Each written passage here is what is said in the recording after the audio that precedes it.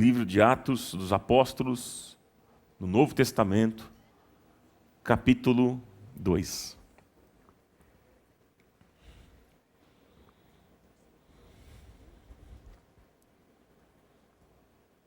Versículo 42 em diante. O texto diz assim: E eles se dedicavam ao ensino dos apóstolos e à comunhão, ao partir do pão e às orações. Todos estavam cheios de temor, e muitas maravilhas e sinais eram feitos pelos apóstolos. Os que criam mantinham-se unidos e tinham tudo em comum, vendendo suas propriedades e bens, distribuíam a cada um conforme a sua necessidade. Todos os dias continuavam a reunir-se no pátio do templo, e partiam o pão em suas casas, e juntos participavam das refeições, com alegria e sinceridade de coração, louvando a Deus e tendo a simpatia de todo o povo. E o Senhor lhes acrescentava diariamente os que iam sendo salvos. Amém. Até aqui a leitura. Gente, o livro de Atos dos Apóstolos conta o nascimento da igreja. E é interessante, meus irmãos, que parece que este livro está inacabado. São 28 capítulos. Mas você vai perceber que parece que o livro não termina. E nós podemos concluir que o livro de Atos teve um início, mas ele não teve um fim, porque a história da igreja não se completou. Nós aqui, Comunidade da Graça e a Igreja de Jesus na Terra, continuamos escrevendo o livro de Atos. A igreja continua a escrever as páginas das suas ações até a volta de Jesus Cristo, nosso Senhor. Amém, meus irmãos? E aí no capítulo 2, que nós lemos, logo após a vinda do Espírito Santo, a igreja começa a existir de fato.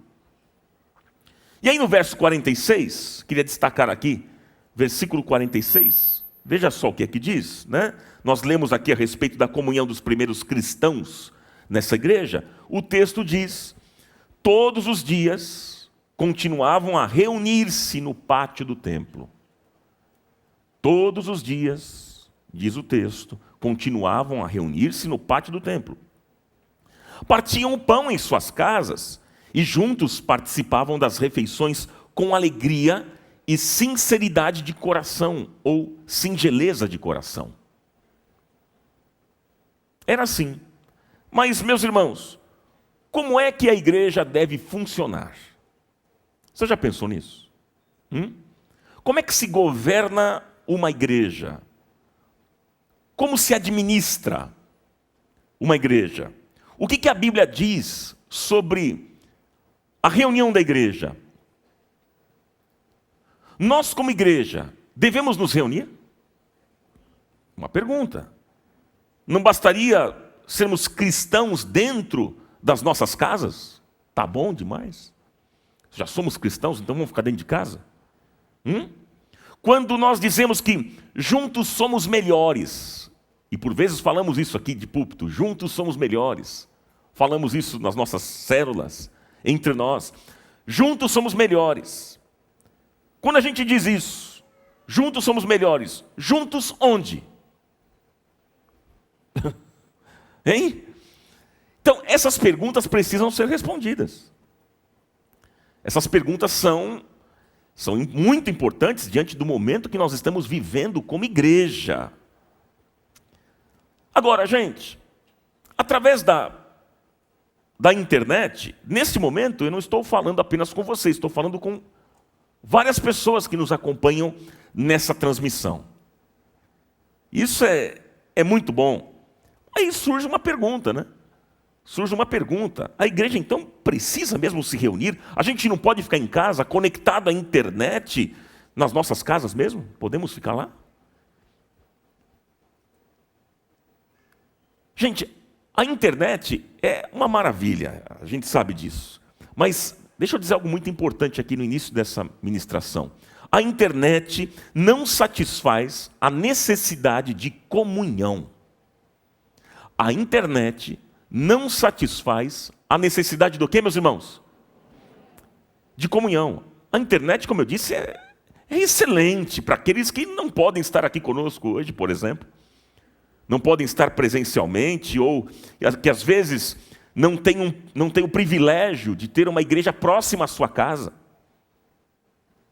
Às vezes em lugares muito distantes que não há uma igreja, de repente perto, no bairro. Então a internet ajuda demais, ela é excelente para quem está de repente numa outra cidade, outro estado, né, num outro país, é uma bênção. Mas isso não exclui, meus irmãos, a necessidade da comunhão com outros irmãos. Não exclui. A grande questão bíblica e doutrinária, gente, veja bem, vou repetir. A grande questão bíblica e doutrinária é que nós precisamos estar juntos. Nós precisamos nos reunir. E com base nesse texto que nós acabamos de ler, nós vemos que a igreja, ela se reunia aqui em dois lugares. O texto fala do templo e das casas, não é? O templo aqui é o sinônimo de prédio, o espaço. Elas se encontravam num espaço, né? Nos prédios, nas casas. Eu queria falar com vocês a esse respeito hoje. Queria aprofundar um pouquinho sobre este assunto e falar com vocês, dando exemplos bíblicos. O que é que significa isso? Então, vamos para o primeiro aspecto dessa mensagem, que é a igreja no templo. Ou seja, a igreja no prédio. A igreja no prédio. Veja, o texto declara que os primeiros cristãos, eles se reuniam ali no pátio do templo, diz aqui o texto que nós acabamos de ler. Mas eu queria fazer um esclarecimento com vocês muito importante. Deixa eu fazer um esclarecimento, queridos. Em 1 Coríntios, capítulo 3, versículo 6, diz que ao experimentarmos a nova vida em Cristo, nós somos agora transformados no templo do Espírito Santo. Nós somos transformados no quê, meus irmãos? No templo do Espírito Santo. Então, doutrinariamente, todo crente é batizado com o Espírito Santo. E o batismo nas águas é o reflexo e testemunho desse fato. Quando nós nascemos de novo, quando nós temos um encontro com o Senhor, um encontro real com Cristo, meus irmãos, o Espírito Santo agora vem habitar em nós. Nós somos o templo do Espírito Santo. Você pode fazer essa declaração? Eu sou o templo do Espírito Santo. Vamos lá? Mais uma vez, você que já teve uma experiência com Cristo. Vamos lá? Eu sou o templo do Espírito Santo. Nós somos o templo do Espírito Santo. Agora, é muito interessante a gente observar que no Velho Testamento, o Espírito Santo agia na vida de uma pessoa, do fiel. Ele agia, mas não habitava nele. E em uma das orações de Davi, quando ele pecou, quando ele fracassou, quando ele pisou na bola, ele faz um pedido a Deus. E ele diz: Senhor, não me retire o teu Espírito. Por quê, queridos? Porque o Espírito Santo ainda não havia sido derramado. Então, nesse tempo, Deus falava aos homens pelos profetas. Deus falava através de sinais, de prodígios. Deus falava através de maravilhas. Mas, gente, no Novo Testamento, por causa de Cristo, Deus derramou o Espírito Santo que hoje habita e mora dentro de cada um de nós. Estevão disse que Deus não habita em templos feitos por mãos humanas. Deus não habita em templos feitos por mãos humanas. Onde é que Deus mora, então? Onde é que Ele mora? Ele mora no coração de todo aquele que nele crê. Em você, se você crê em Jesus, Ele habita em você. E como nós já repetimos aqui e dissemos, nós somos o templo do Espírito Santo. Amém, meus queridos? Mas, veja bem, se nós somos o templo do Espírito Santo, como acabamos de declarar e é o que a Bíblia nos ensina, então a gente precisa se reunir nesse prédio? Poxa, já sou templo do Espírito Santo, preciso me reunir no prédio? É necessário isso? E aí, meus queridos, eu queria falar com vocês e aprofundar um pouquinho mais nesse tema, usando as Escrituras. Porque eu não queria ficar aqui com achismos. Eu penso, eu tenho ideia, eu acho que é, eu penso que pode ser. Não, eu não quero basear essa ministração em achômetro. Não, nós vamos ver o que a palavra de Deus diz. E a palavra que deve prevalecer. Portanto, se você não concordar comigo em alguma colocação, não tem problema. Não briga comigo. Fale com a palavra, fale com Deus, porque nós vamos ver o que a palavra de Deus diz. Amém?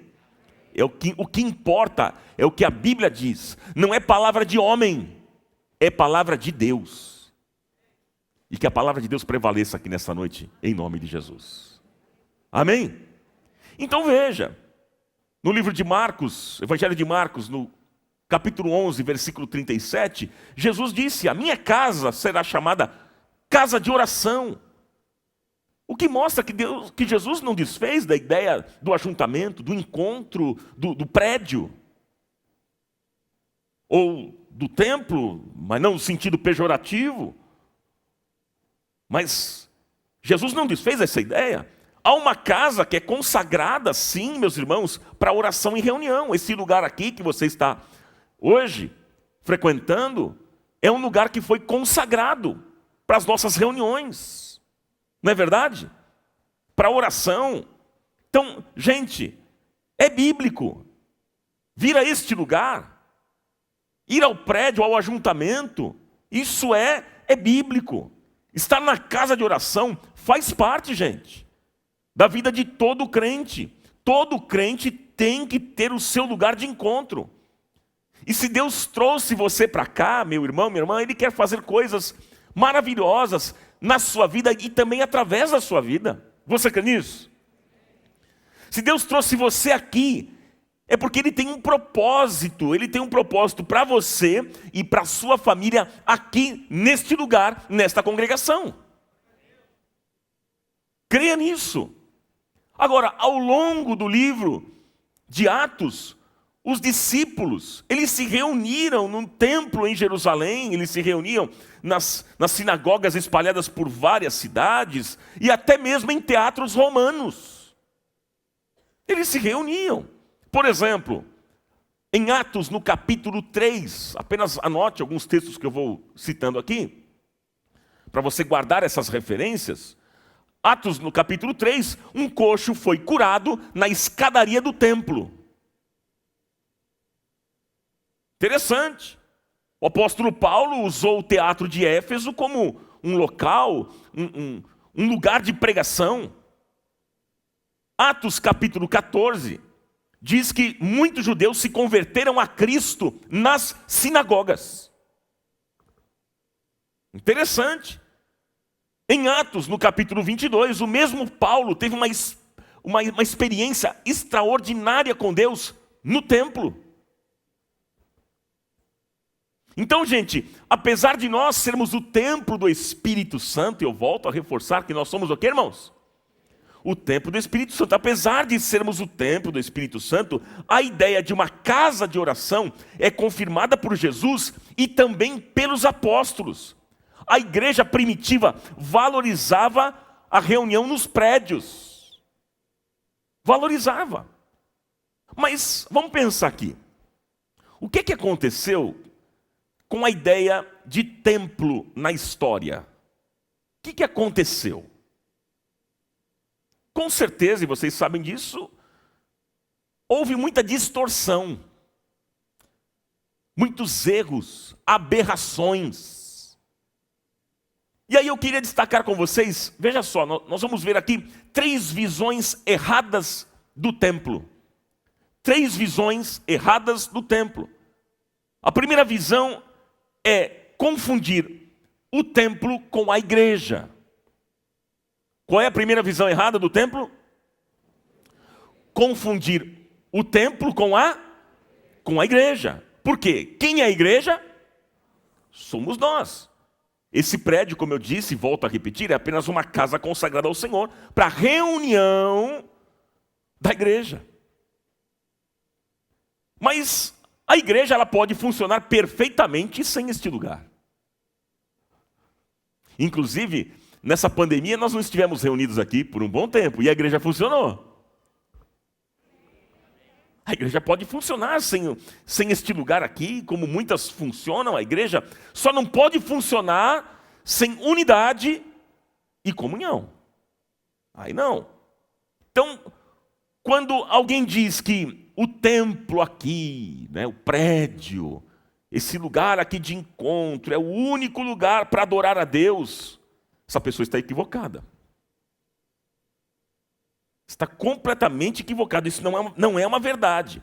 Você pode e deve adorar a Deus em todo lugar. Você adora a Deus na sua casa, você adora a Deus no banho, você adora a Deus comendo, você adora a Deus passeando com seus filhos, você adora a Deus também neste lugar, faz parte. Você adora a Deus na rua, na faculdade, em todo lugar, em todo lugar. O seu estilo de vida tem que ser uma forma de adoração. Amém, queridos? Então veja, o prédio, ele não é o único lugar de adoração. Esse lugar aqui não é o único lugar para a gente adorar a Deus, porque nós adoramos a Deus em todo o tempo. A nossa vida é um altar de adoração todos os dias. Culto é a vida, já disse isso e volto a repetir. O culto é a vida e a vida é o culto. O culto prepara para a vida e a vida prepara para o culto. Sem culto na vida, não há vida no culto. Então façamos da nossa vida um altar de adoração a Deus todos os dias. Que suba como incenso agradável na presença de Deus. Amém, queridos? Veja só um segundo erro aqui, uma segunda visão errada. É confundir o templo com um lugar de idolatria. Esse é um outro problema, porque há pessoas que reverenciam o prédio.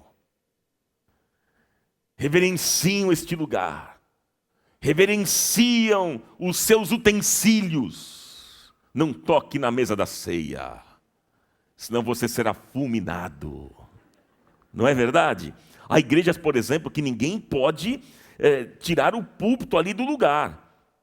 Outras, ninguém pode sentar na cadeira do pastor. Tem uma cadeira ungida, separada, especial para o pastor e ninguém pode chegar perto. E ai daquele que tocar. Não é verdade, gente?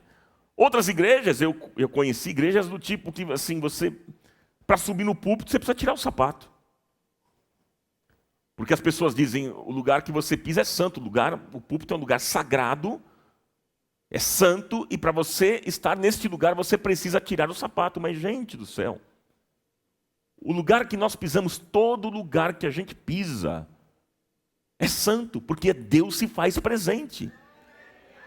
Amém, gente? Deus se faz presente, é na sua casa, então tira os seus sapatos. Na rua, no shopping. Quando você for casar, mulher, fica sem sapato. Em qualquer lugar. Qualquer lugar, porque todo lugar é santo. Não só aqui. Então, gente, veja, isso é uma idolatria. Isso é um erro. Isso é um erro. Eu lembro também que eu viajava muito para muitos lugares com a banda na época, gravações dos CDs, muitos de vocês se lembram disso, mas eu lembro que em determinadas igrejas a gente não podia colocar determinados instrumentos musicais no púlpito, porque era uma afronta a Deus. Colocaram uma bateria em cima do púlpito, misericórdia, instrumento do diabo. Não sei se vocês lembram, se alguém aqui se lembra disso ou não? Olha lá, algumas pessoas. Usar instrumento de percussão, ou bateria, e meu Deus do céu, isso era uma afronta diante de Deus. E colocar num púlpito, misericórdia, Senhor. Gente, errado. Isso foi uma aberração e uma distorção da ideia de templo que tivemos historicamente.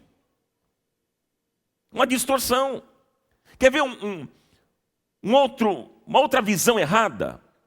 Veja, tornar a igreja templocêntrica. Isso é um erro. Como assim? Veja, é quando nós achamos que a igreja só é igreja dentro do prédio. A igreja só é igreja dentro do templo, que ela não atua fora das quatro paredes, que ela não precisa ter visibilidade na sociedade. Isso é um erro, pessoal, é um equívoco achar que a igreja acontece apenas aqui, neste lugar, neste prédio. A igreja precisa se destemplar. Precisa sim, porque, gente, a luz não pode ficar escondida.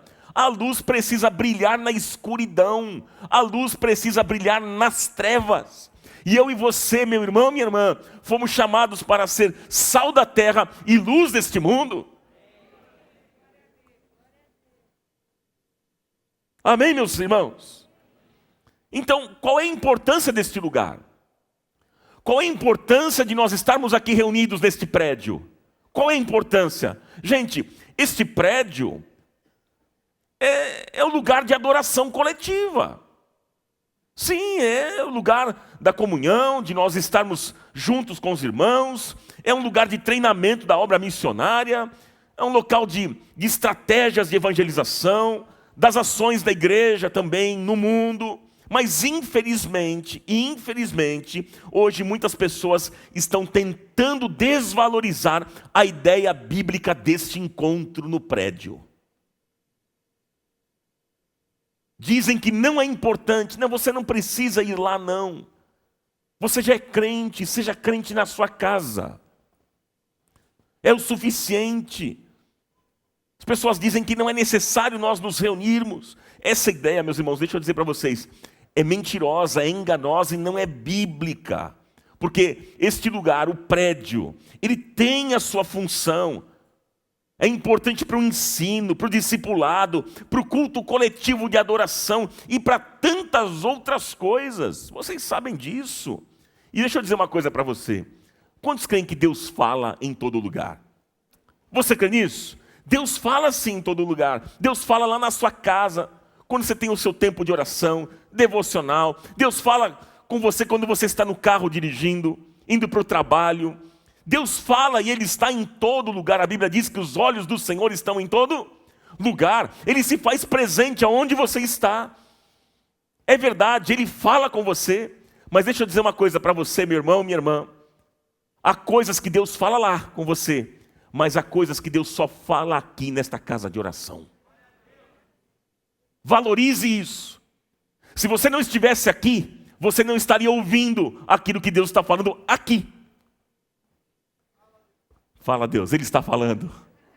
E quem tem ouvidos para ouvir, ouça o que o Espírito Santo está falando ao seu coração. Portanto, valorize a reunião no prédio.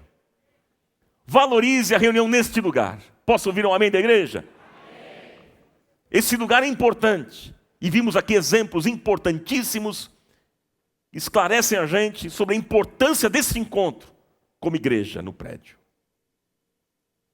Mas agora eu quero falar sobre o outro encontro, que é a igreja nas casas. A igreja nas casas. Gente, para o bom funcionamento da vida cristã, nós precisamos da outra asa deste avião, que são os encontros, as reuniões nas casas. Tem gente que pensa, esse negócio de fazer encontro em casa, isso é ideia de pastor. Isso é ideia de pastor. Gente, se você pensa assim, você está equivocado, você não conhece Bíblia. Você não conhece Bíblia. Porque isso aqui é história bíblica, não tem nada a ver com pastor. Tem a ver com Bíblia. Eu já tive o privilégio de conhecer algumas das mais bem-sucedidas igrejas no mundo que investem na reunião congregacional, sim, e na reunião menor, nas casas. E o verso 46 do texto que nós acabamos de ler, diz que eles partiam o pão nas casas. O que eles faziam, irmãos? Eles partiam o pão nas casas, diz o texto. Então, quando um cristão dividia ali um pedaço de pão, ele estava falando de relacionamento, de comunhão. E eles se confraternizavam em casa, celebrando o que chamava de amor ágape. Em alguns casos até, eles tomavam a ceia do Senhor juntos. É isso que acontecia. Então, assim como a igreja se reunia, nos prédios, nos templos, no teatro de Éfeso, nas sinagogas, nós vamos ver também em Atos a igreja e os apóstolos se reunindo agora nas casas em Jerusalém. Era assim que acontecia. Porém, com a perseguição, lá em Atos no capítulo 8, os discípulos, eles são dispersos para casas de outras regiões. Foi isso que aconteceu. E aí, por exemplo, em Atos 9, você pode só anotar os textos. Em Atos 9, Dorcas, que havia morrido, ela foi ressuscitada num culto em casa. Depois, no capítulo 10 do livro de Atos, o Espírito Santo é derramado entre os gentios, na casa de Cornélio. Como Jesus havia dito, o evangelho estava sendo levado de casa em casa por todo Jerusalém, Judeia e Samaria e até os confins da terra, os lugares mais distantes da terra. Por isso, meus queridos irmãos, Cristo veio para todos nós. Cristo veio para todos nós. Se hoje eu e você estamos aqui, é porque um dia eu e você fomos alcançados pelo evangelho da graça do nosso Deus. E é por isso que estamos aqui. Porque esse evangelho, meus irmãos, este evangelho foi levado para todos os lugares, para Jerusalém, para a Judeia, para Samaria e para os confins da terra. E chegou no Brasil, e chegou na comunidade da graça. Louvado seja o nome do Senhor. Louvado seja o nome do Senhor. Fomos alcançados pelo evangelho da graça de Deus. Como é bom a gente saber disso, não é não, meus irmãos? Enfim, ao longo do livro de Atos aqui, queridos, há várias manifestações da igreja nas casas. O carcereiro de Filipos, por exemplo, que tomava conta da cadeia onde Paulo e Silas estavam, ele se converteu. E ele levou os dois para a casa dele, diz o texto, e lá a sua família também se converteu. Foi numa casa. Em Atos 16, anote aí também, Lídia, uma vendedora de púrpura, meus irmãos, se converteu e a sua casa se transformou num local de reunião. E foi também numa casa que Priscila e Áquila cuidaram de Apolo. Foi numa casa. Em Atos 28, o último capítulo, termina dizendo que o apóstolo Paulo, ele alugou uma casa em Roma. E diz o texto, por 2 anos usou aquela casa para pregar e para ensinar as pessoas. Foi em casa. Então, gente, em Atos você percebe aqui que as duas ideias, as duas ideias que nós estamos falando, do prédio e das casas, elas andavam juntas, caminhavam juntas. Isso é muito importante a gente entender. Agora, meus queridos, cada época Deus traz uma estratégia para a sua igreja. É verdade ou não? A gente vê isso cada época. Mas tem gente que diz assim, mas pastor, eu gosto mesmo de igreja pequena. Meu negócio não é igreja grande não. Você já ouviu essa fala? Sim ou não? Já. Você já falou isso? Tem gente, por exemplo, que já saiu daqui da comunidade e foi para uma outra igreja porque disse, não, eu prefiro uma igreja pequena. A igreja pequena é tão bom, mas deixa eu dizer para você, biblicamente, a igreja tem que crescer. Biblicamente, a igreja, ela deve sim crescer. Ela vai crescer, ela vai se multiplicar e as pessoas serão ganhas para Jesus. Isso vai acontecer, o crescimento da igreja é contínuo. Porque Jesus nos deixou uma missão. Qual é a missão que Jesus deixou para nós? Ide por todo mundo e pregar o evangelho. E fazer discípulos das nações. Então a igreja precisa crescer. Porque nós vamos pregar o evangelho. Fazer discípulos. Vamos ganhar mais pessoas. E a igreja vai crescer. Então se você tem essa ideia, eu vou ficar numa igreja pequena, porque lá tem mais comunhão, eu fico mais pertinho, uma hora a igreja vai crescer. E aí, como é que fica? Você vai ficar pulando de galho em galho? Agora eu vou para uma outra igreja porque ela é pequena, aqui já cresceu, era pequenininha, era pequena, era tão bom. Agora eu vou para outra. Cresceu demais, vou para outra igreja. Mas eu percebo o seguinte, que quando uma pessoa, ela diz que ela prefere uma igreja pequena, na verdade ela está dizendo que numa igreja maior, ela sente falta de comunhão, né, de relacionamento, de um trato mais particular. Mas, queridos, para isso, Deus tem dado já 2000 anos a mesma estratégia. Qual é a estratégia? As casas. Essa é a estratégia. O problema qual é? É que ao longo da história da igreja, nós perdemos isso, nós ficamos focados só no prédio, no templo. Ficamos focados aqui. Gente, isso é um equívoco. A nossa vida, ela se torna tão, mas tão religiosa, que nós confundimos igreja com o prédio. Esse é o problema.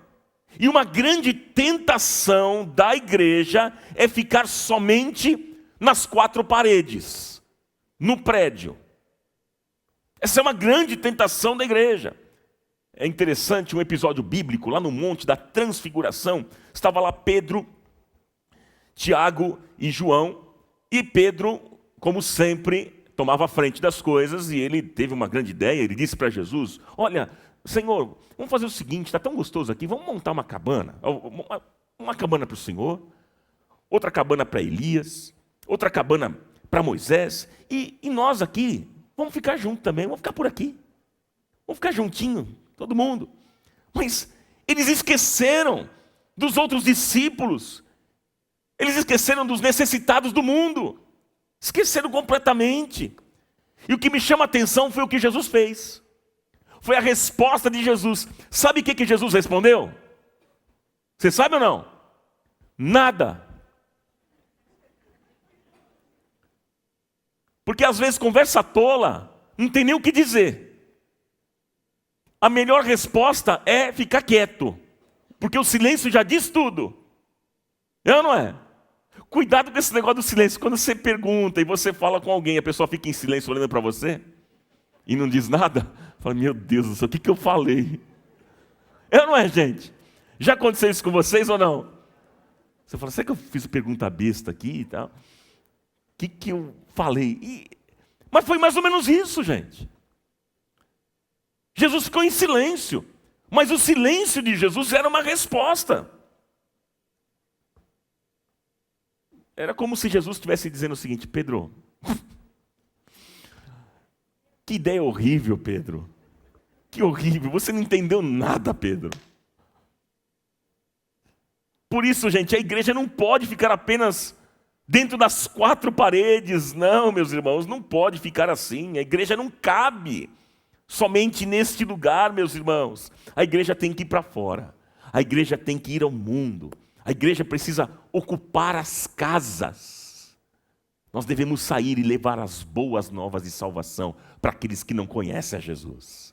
E Ele conta comigo e Ele conta com você também para fazermos isso, para levarmos as boas novas do Evangelho, as boas novas de salvação. Você está disposto a fazer isso? Sim ou não? Diga sim ou não. Sim. Aleluia. Conta conosco, Senhor. Então, meus queridos, qual é a importância das casas, do pequeno grupo. Isso é importante a gente pensar juntos aqui. Qual que é a importância do pequeno grupo numa casa? Qual é?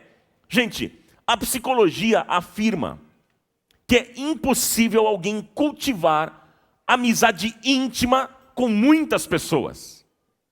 É só a gente trazer para a nossa realidade. Você consegue ser íntimo de todo mundo aqui? Não, eu não consigo também.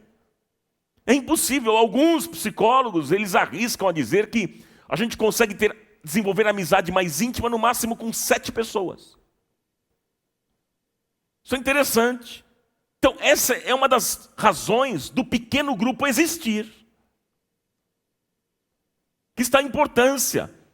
Porque nesse pequeno grupo acontece coisas que não acontecem aqui nesse encontro maior, no prédio. Ou seja, uma comunhão mais íntima. Porque aqui não dá para a gente fazer assim. Aqui é a grande celebração.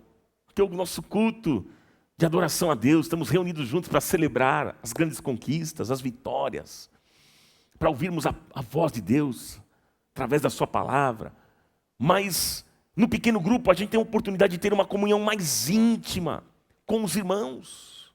Por isso que o pequeno grupo tem que ser pequeno e não pode ser grande. E agora eu quero dar um alerta importante a vocês. Prestem muita atenção. Aos líderes dos pequenos grupos. Eu quero trazer aqui um alerta a vocês.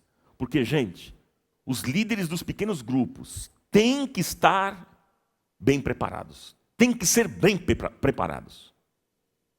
Têm que ser bem preparados. Senão nós corremos risco de divisão. Você sabia disso? Se um líder não está afinado com a liderança da igreja local, não está afinado com a visão que Deus tem dado à igreja, não está afinado com o pastor, ele pode distorcer a visão e levar o grupo para fora. Isso é um problema. Nós já tivemos aqui na nossa comunidade pequenos grupos que não frequentavam os cultos. E às vezes eu ouço falar que alguns pequenos grupos não querem virar, mas está tão gostoso em casa. Prefiro ficar lá. E não aparece nunca aqui. Isso é uma distorção, gente. Isso é um equívoco. Isso está acontecendo por mal condução da liderança. Então você que é líder, preste atenção nisso. Preste atenção nisso, meu irmão, minha irmã. Nós já tivemos também líderes que disseram para o grupo: a gente poderia abrir uma nova congregação. Eu sou o pastor. E vocês serão as minhas ovelhas. Vamos abrir uma nova congregação. Vamos formar a nossa igreja. O que é que vocês acham? Como se uma igreja nova nascesse assim. Eu fico impressionado quando eu vejo, não só aqui na comunidade sede, mas fora da comunidade, pessoas agindo assim. Não, agora eu vou abrir uma igreja. Eu vou abrir, que agora eu vou ser o pastor. E Deus me chamou, e eu tenho vocação, e vai ser assim. E glória a mim, louvado seja eu. E Deus vai me abençoar. Gente, não tem nada a ver com vocação. Porque não é assim que se começa uma nova igreja. Uma nova congregação. Não é assim. Isso tem a ver não com vocação, isso tem a ver com rebelião. É outra coisa, é outra coisa. E ainda bem, eu dou graças a Deus por a gente ter pessoas aqui sérias, gente firme na fé, gente de convicção, com fé sólida, que não ficam entrando em conversinha e papagaiada, de gente que se auto-intitula pastor e sai abrindo igreja por aí. Graças a Deus, porque tem gente que consegue identificar que isso é rebelião. Não vou entrar nesse processo de rebelião.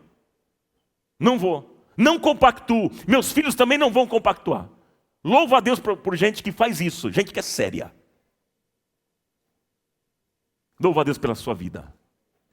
Louvo a Deus pela sua vida. Porque isso não tem nada a ver com as Escrituras, gente. Isso não tem nada a ver com o ensino das Escrituras. Movimento de divisão dentro da igreja, deixa eu dizer para vocês, queridos. Movimento de divisão dentro da igreja é do diabo. Quem é que divide? É Deus ou é o diabo? Hein, irmãos? Alguém pode dizer aqui mais forte ou não? Porque Deus nunca quer separar, Deus quer juntar. Vocês sabem disso? E aí, deixa eu dizer para você que às vezes até gente madura é usada para isso. Você fala, mas como assim? Gente madura, a gente conhece Bíblia? Sim. Gente madura na fé? Sim. É usada para dividir a igreja? É, claro que sim. Mas como então? Ué, simples. É só você dar brecha que o diabo usa. Se eu der brecha, o diabo usa. Se você der brecha, o diabo vai usar também. Que você não seja um instrumento do inferno para dividir a igreja. Nós não fomos chamados para dividir, a gente foi chamado para juntar, para unir, para cooperar, para servir, para amar, para lavar os pés, para estar junto, para que o nome do Senhor seja glorificado e não o nosso nome. Amém? Eu posso ouvir um amém bem forte de vocês? Está tudo certo, gente? Tudo certo com vocês? Então, gente, é por causa de divisão dentro das igrejas que hoje a gente vê uma multiplicidade de nomes de igreja. E tem tudo quanto é nome, hein? Tem até uns nomes engraçados demais que a gente ouve por aí. Que você já deve ter ouvido nomes engraçados de igreja que vai surgindo. Mas é uma realidade. Amém, gente? Recebam com amor, com muito carinho. Amo muito vocês e tenho uma preocupação enorme com todos vocês. Vamos caminhar juntos, em nome de Jesus. Espírito de rebelião, aqui não. Divisão, aqui não. Nós não queremos isso. Nós rejeitamos qualquer pessoa que venha com esse espírito de rebelião e divisão. Nós não vamos entrar nesse caminho, em nome de Jesus. Diga amém. Agora, pessoal, os grupos nas casas são marcados por relacionamentos de comunhão. Quando, por exemplo, alguém passa por um problema, quando alguém passa por uma dificuldade, às vezes uma crise financeira, o que acontece no pequeno grupo? Logo o grupo se mobiliza para ajudar. E eu fico muito feliz quando eu ouço testemunhos aqui nessa comunidade de gente que foi ajudada no pequeno grupo, é ou não é, Fabião? A gente fica feliz. Os testemunhos que a gente ouve, estava vivendo uma dificuldade financeira, o grupo se mobilizou e ajudou o irmão. Isso é uma bênção, gente. Isso é uma bênção. Oh, meus irmãos, quem participa de um grupo assim, sabe muito bem a bênção que é. No pequeno grupo, ninguém está ali para apontar o dedo. Ninguém presta assessoria para o diabo. No pequeno grupo, ninguém é acusador dos irmãos. Não. No pequeno grupo, nós estamos ali para servir as pessoas. Ninguém está ali para julgar as pessoas, mas existe uma mutualidade, pastoreio, ajuda, até mesmo disciplina, porque se alguém está, de repente, no pequeno grupo, entrando por um caminho equivocado, um caminho que não é bíblico, lá mesmo no pequeno grupo, ele pode ser orientado, ele pode ser ali advertido, ele pode ser ajudado. Onde alguém vai dizer, meu irmão, não faça isso, não entre por esse caminho é perigoso, não faça isso, meu irmão. Então, o pequeno grupo, gente, é uma bênção. Quantos aqui participam de um pequeno grupo? Deixa eu ver. Olha lá, quanta gente. Quem não participa de um pequeno grupo? Deixa eu ver, pode levantar a mão sem medo. Quem ainda não participa? 2022 você vai ter a oportunidade de participar e vai ser uma bênção na sua vida, em nome de Jesus. Em nome de Jesus. Então, gente, é lá no pequeno grupo que a igreja acontece de maneira íntima. E a gente tem procurado nessa igreja estimular as pessoas a abrirem mesmo suas casas para receberem outros. Sim, lá no pequeno grupo vai acontecer o que a gente chama de comunhão, edificação e multiplicação. Vamos repetir? E multiplicação, né? A nossa sigla é G100. G100, grupo de comunhão, edificação e multiplicação. É lá no pequeno grupo que acontece. E a multiplicação é o arejamento do grupo, pessoal. Coisa boa. Esse negócio de grupo que ninguém pode entrar. A panelinha gospel. Não, isso não existe, gente. Isso não é bíblico, isso não é saudável. Na verdade, isso é confraria, isso é um outro tipo de encontro. E grupo fechado adoece. Vai adoecer. E uma hora vai dar pau. Vai começar uma brigarada que vocês vão ver. Fica muito fechadinho, ninguém entra, ninguém sai. Mas chega uma hora que começam a se estranhar. Complicado. Mas eu digo a vocês o seguinte, que a gestação do novo é que gera coisas novas. É muito bom, gente. É isso que alegra a gente. É isso que alegra o nosso coração. Você ganhar alguém para Jesus. Ter um filho na fé. E ver essa pessoa sendo ganha mesmo, sendo restaurada. Como é bom a gente ver pessoas, queridos, sendo ganhas para Jesus. Isso traz uma motivação nova, isso traz alegria, como isso é importante. E aí o que acontece? Essa pessoa que foi ganha para Jesus, ela está lá no pequeno grupo, ela vem ao prédio, no nosso encontro, participa das nossas celebrações, e ela está lá no pequeno grupo. E aí chega um momento que essa pessoa ela diz o seguinte: olha, agora eu quero servir na igreja, eu quero fazer parte de algum ministério, eu quero participar do Ministério da Música, ou do Ministério do Celebrando a Recuperação, ou da equipe de serviço, na recepção. Eu quero participar do Comuna Kids, das nossas crianças. Eu quero ajudar, porque eu estou em plena comunhão com os meus irmãos lá no pequeno grupo. Eu estou edificado ou edificada. Eu tenho a visão agora da evangelização. Eu quero contribuir, eu quero ajudar. Olha que lindo isso, gente. E aí o que acontece? No culto coletivo, nesse nosso encontro aqui aos domingos, juntos na grande celebração, a glória do Senhor se manifesta poderosamente em nosso meio. Oh, meus irmãos, oh, aleluia. Porque, gente, esse é o destino da igreja, o crescimento. Esse é o destino da igreja. Nós queremos sim pessoas ganhas para Jesus. Nós queremos ver aqui um povo sendo edificado, famílias sendo restauradas, jovens sendo abençoados, crianças em comunhão e o nome do Senhor sendo glorificado acima de todo nome. É isso que nós queremos. Então, meus queridos irmãos, essas duas asas, elas precisam caminhar juntas. É o encontro nosso aqui, a grande celebração no prédio, mas também nos pequenos grupos. Posso ouvir um amém aí ou não? Aleluia, glória a Deus. A igreja crescia assim. A igreja crescia assim. E assim deve ser hoje também. Eu quero encerrar essa reflexão com vocês essa noite para a gente poder participar da Santa Ceia. Quero encerrar com vocês e dizer o seguinte: que todas as igrejas saudáveis hoje no mundo inteiro estão caminhando nessa direção. Tenha certeza disso. E eu digo a todos que conheceram uma outra formatação de igreja de anos atrás, gente, o importante é a gente viver cada momento, é a gente viver cada contexto, e o momento que a gente vive hoje é outro. A gente não pode comparar a igreja quando ela começou. Esse ano aqui a comunidade faz quantos anos, Fabião? É 43, né? 43 anos, não dá para comparar quando a igreja tinha seu primeiro ano lá de vida, 1 ano, 2 anos, o contexto é outro. Hoje nós não somos uma igreja mais pequena, inexpressiva. Deus tem feito maravilhas, o Senhor está acrescentando dia a dia aqueles que estão sendo salvos. Deus tem dado muita graça a todos nós, e nós podemos ir muito mais além. Nós podemos ir no ano de 2022 muito mais além. Deus quer usar muito mais a nossa vida neste ano. Saiba disso, meu irmão, minha irmã. A igreja precisa crescer, mas crescer forte.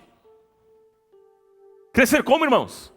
Crescer forte. E você estando firme aqui, nas grandes celebrações, no prédio, você estando firme aqui para adorar a Deus, e firme lá no seu pequeno grupo, olha, você vai ver como a sua vida vai ser muito melhor. A sua vida vai ser muito mais forte, muito mais resistente aos ataques do inferno. Sua vida vai ser muito mais sólida, muito mais edificada, com muito mais comunhão e você será um instrumento muito mais poderoso nas mãos de Deus para alcançar e abençoar a tanta gente, a tantas pessoas. Que seja assim nesta comunidade, em nome do Senhor Jesus. Essa é a igreja que nós queremos. Esta é a igreja que nós queremos. Igreja essencial. É isso que desejamos. Que o Senhor faça algo poderoso em nosso meio. Que neste ano haja transformação de vidas neste lugar. Que neste ano a unção do Espírito Santo de Deus recaia sobre cada um de nós. Que neste ano você não seja mais a mesma pessoa. Você seja transformado. Você seja um instrumento nas mãos de Deus. Porque Ele vai te usar poderosamente para que o nome dEle seja engrandecido. Em nome de Jesus, receba esta palavra. Amém.